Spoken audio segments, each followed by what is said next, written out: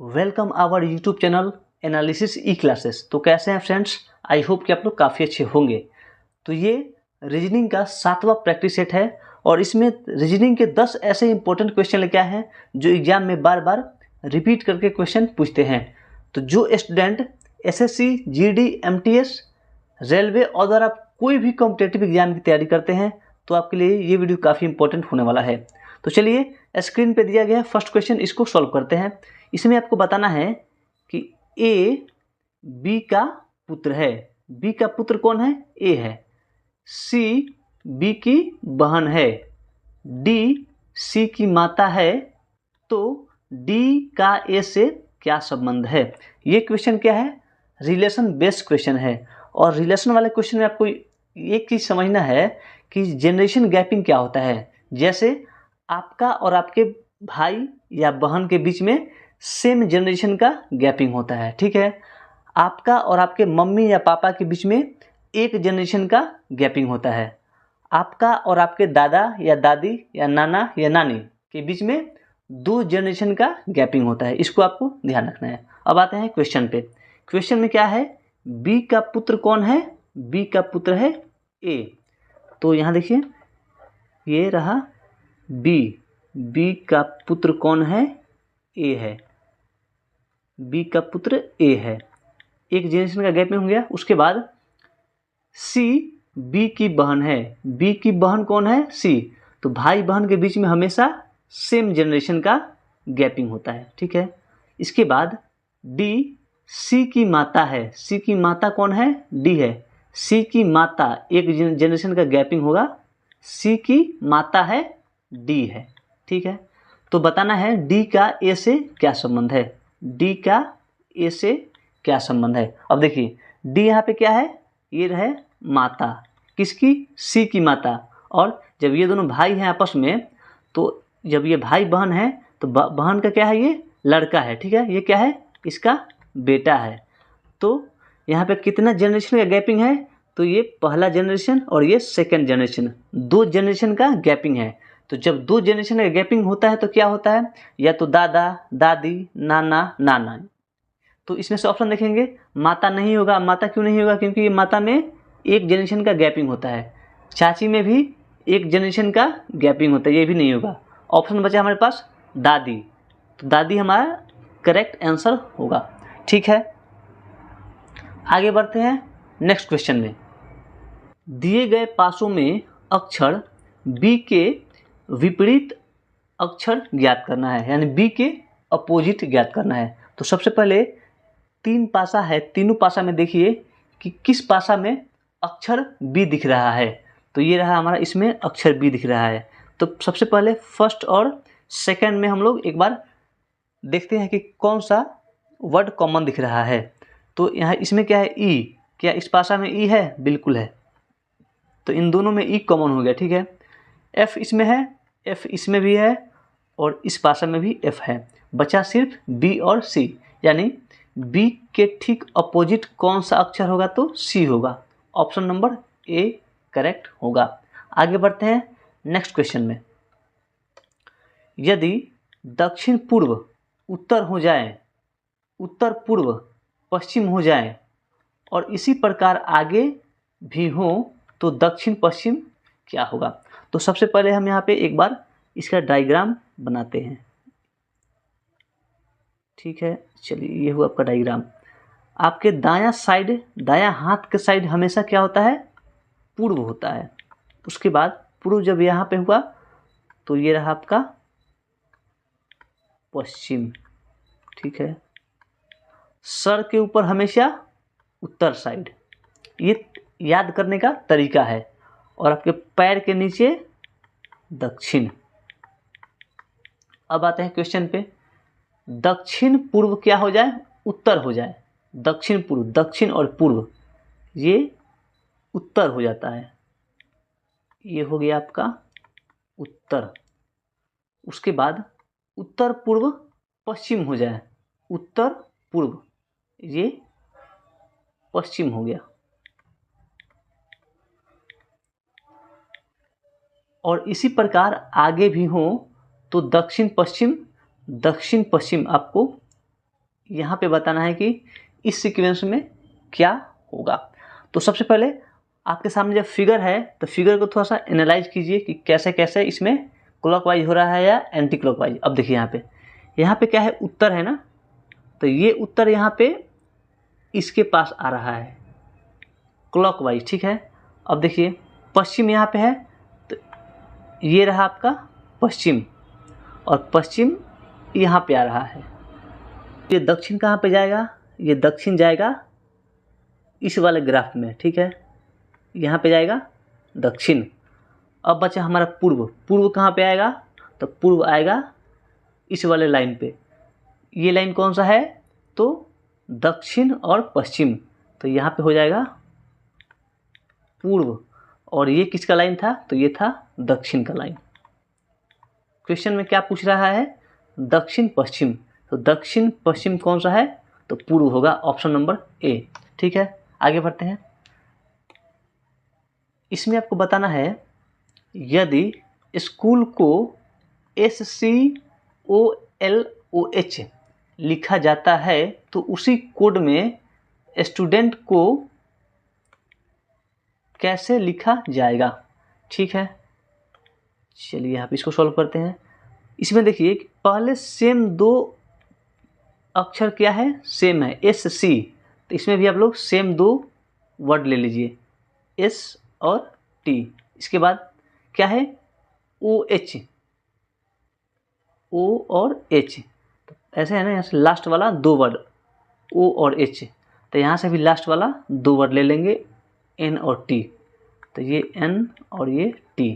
इसके बाद फिर क्या है, OH, OH देखिए यहाँ से है ना OH इस तरीक़ा से, तो लास्ट से फिर यहाँ पे दो वर्ड D और E, सॉरी E और D, और क्या बचा, सिर्फ U, STNTEDU, option number B हमारा करेक्ट आंसर होगा। सिंपल सा क्वेश्चन था।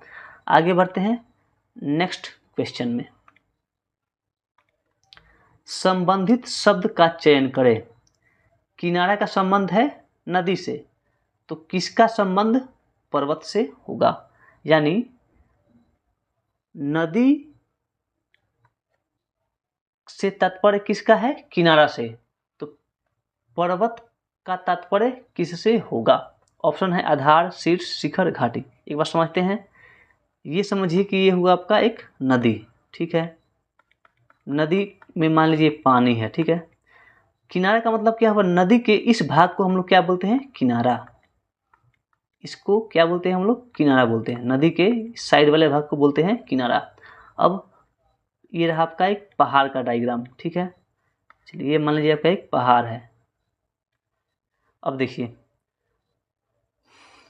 पहाड़ को हमको इस साइड को बताना है कि इसको हम क्या बोलते हैं, पहाड़ के साइड वाले भाग को। आधार नहीं बोलेंगे, क्योंकि आधार का मतलब क्या होता है, पहाड़ जिस बेस पे खड़ा होता है वो होता है आधार। शीर्ष का मतलब क्या होता है, पहाड़ का ऊपरी भाग, तो ये भी नहीं होगा।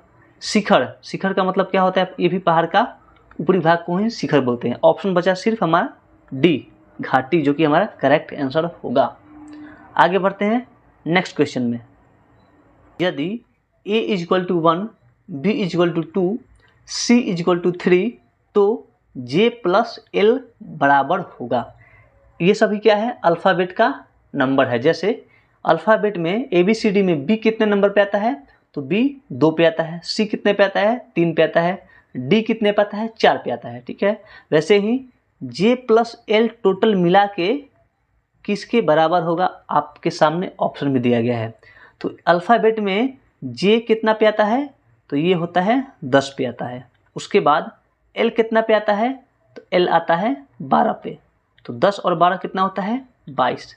22 कौन सा ऑप्शन है, तो ऑप्शन नंबर सी हमारा करेक्ट आंसर होगा। आगे बढ़ते हैं नेक्स्ट क्वेश्चन में। इनमें से विषम शब्द ज्ञात करना है। चार ऑप्शन में से सबसे अलग शब्द कौन सा होगा, तो हम लोग एक एक ऑप्शन लेके ट्राई करते हैं। बी, डी और जी, ठीक है। अब देखिए बी और डी के बीच में कितना का गैपिंग है, 2 का। डी और जी के बीच में 3 का गैपिंग है। ऑप्शन नंबर बी पे आते हैं।